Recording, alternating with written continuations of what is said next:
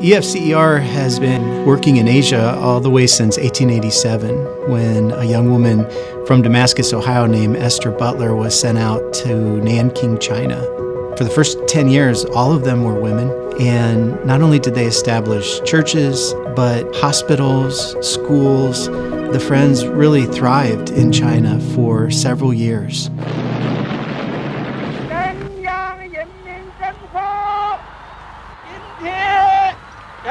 In 1949, the Communist Revolution in China took place and Westerners were forced out, and our Friends' mission in China had to be closed down. Taiwan was suggested as a natural place because of our familiarity with Chinese culture and language. An exploratory team was formed and sent out to investigate the possibility of making this our new mission field. In 1953, Charles and Elsie Maddie and Ella Ruth Hudson were sent out as our very first Taiwan missionaries. We served in Taiwan fall of 1958 till 2006. We are thankful to God. He helps us with the language, and He's put the desire and love for the Chinese inside, and we have the gospel to share.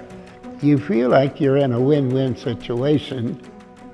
I think when they arrived, there were 2 or 3 churches and the yearly meeting, but I think more so the missionaries wisely decided that in the Friends Church, there would not be a foreign pastor of a church. They would always require that there be a national pastor. Dad was a pastor to the pastors or a mentor to the pastors.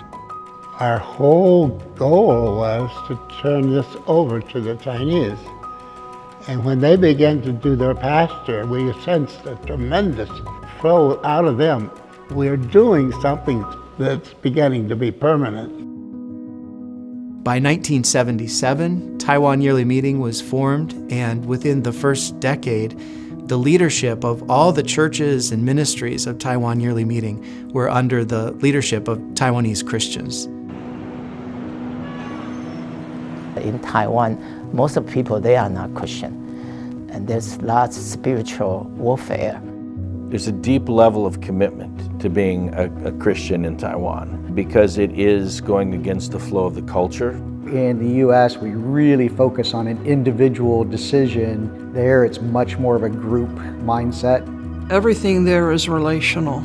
Everything you do is in context of what is your relationship to this person. Sometimes a family only one Christian, the stress and the pressure is huge. There was an awful lot of home church interchange in those ministries. If they could see God doing something in that home, that all up and down the street they said, oh, they are Christian. We saw something that happened for them. And when they had a problem, then some of them would ask, if I became a Christian, would you come and help me? And the churches began to grow, and we were happy about that. We had the privilege of serving in Taiwan from 1985 to 1995. At the time, we had about 32 to 37 churches. All of the churches were being pastored by Chinese pastors. The things we did in support and alongside Chinese pastors. Churches that we help plant have planted churches, and generationally. It's just been a joy to watch that thing blossom over the years. The way Mark and I do ministry today is so influenced by our time in Taiwan. The whole thing about being relational, I believe the way Jesus did ministry, everything was done out of relationship. It feels like what we were able to be a part of there, to be able to see the difference that it's making, because it's not just us going to help them, but it's going forward. And I love that. I was able to attend the 60th anniversary in Taiwan in lieu of Mom and Dad. After that celebration service, I called Dad and told him that in 60 years there were 63 churches, and he was crying. And to see that passion and to see, what it meant to him to have that growth, because they didn't see that when they were there at the beginning, but to see that really spoke to my heart. How does that feel for you to get to Oh, the work? it's a deep, deep thing. The thing that I feel, God did it. I was there working while He did it. And even I feel, what a wonderful thing God has done in raising up the church like that.